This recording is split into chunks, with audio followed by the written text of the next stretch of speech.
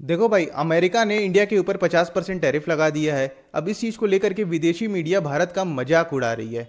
वहीं इंडिया ने भी साफ कर दिया है कि अब वह अमेरिका के इन टैरिफ्स के सामने झुकेगा नहीं। कहने का मतलब वो चाइना और रशिया से जो ट्रेड डील्स हैं वो सारी की सारी जारी रखेगा। ये बात तो तभी क्लियर हो गई थी जब मोदी जी ने अपनी स्पीच के अंदर कह दिया था कि किसानों को लेकर के वो कोई भी समझौता करने को तैयार नहीं है, इसके लिए उन्हें कोई भी कीमत चुकानी क्यों ना पड़ जाए।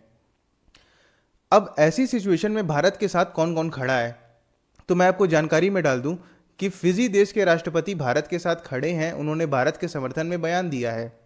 वहीं चाइना, रशिया, बाकी देश भी भारत के साथ खड़े हैं। खासकर जर्मनी के दूत ने भारत के फेवर में बोला है। ये चीज़ को पॉइंट करने वाली है, क्योंकि जाहिर सी बात है कि जर्मनी भारत के फेवर में अक्सर नहीं दिखाई देता है। अब यहाँ पर इन देशों का निजी स्वार्थ है या नहीं है, ये तो वक्त ही बताएगा। और अगर बात करें हमारे पड़ोसी मुल्क चाइना की, तो भाई चाइना पे ट्रंप कह रहे हैं कि वो 200% टैरिफ लगा देंगे। वहाँ के मैग्नेट्स जो इंपोर्ट होते हैं अमेरिका के अंदर, उस पर वो 200% टैरिफ लगाने की बात कह रहे हैं। खैर, देखने वाली बात होगी कि चाइना के ऊपर लगता है कि नहीं लगता है, क्योंकि अभी तक तो चाइना के ऊपर 30% टैरिफ ही लगा हुआ है। और और यहाँ यहाँ पर पर ये भी यह भी जानने जानने वाली वाली बात है बात है कि कि जिन जिन देशों के देशों के ऊपर ऊपर टैरिफ टैरिफ लगाए जा रहे हैं, उसमें सबसे ज़्यादा टैरिफ लगाए जिन देशों के ऊपर गए हैं वो सारे के सारे ब्रिक्स देश हैं।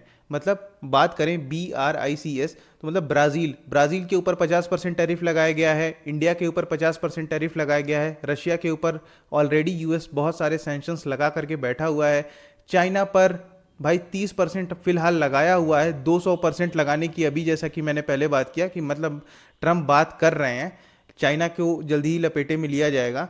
और साउथ अफ्रीका के राष्ट्रपति को बुला करके मतलब बेइज्जत तो कर ही दिया है ट्रंप ने बुरा। ब्रिक्स देशों के ऊपर काफ़ी कहर बन के टूट रहा है अमेरिका और यूरोपियन कंट्रीज। तो भाई, ट्रंप के टैरिफ्स किन सेक्टर पे सबसे ज़्यादा इम्पैक्ट कर रहे हैं, तो वो सेक्टर्स हैं agriculture, steel, mechanical machinery, carpenters, और भी बहुत सारी सेक्टर्स हैं जैसे अल्मुनियम और कॉपर।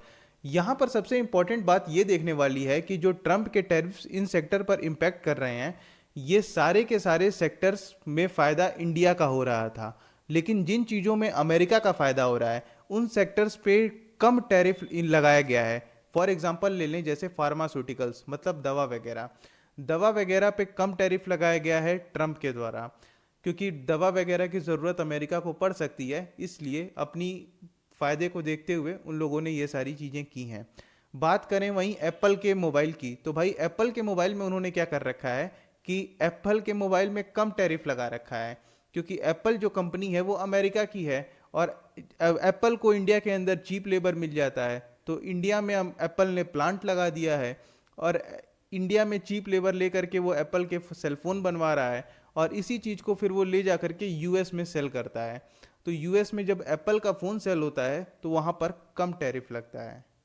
तो भाई, मैं भी यहाँ पर एक ही चीज़ कहना चाहूँगा कि आगे से इंडिया को इन चीज़ों पर ध्यान देना चाहिए, और अमेरिका के साथ कोई भी ट्रेड डील करने से पहले कई बार सोच लेना चाहिए, क्योंकि जाहिर सी बात है अमेरिका पास्ट में इस तरह की चीज़ें करके बैठा हुआ है।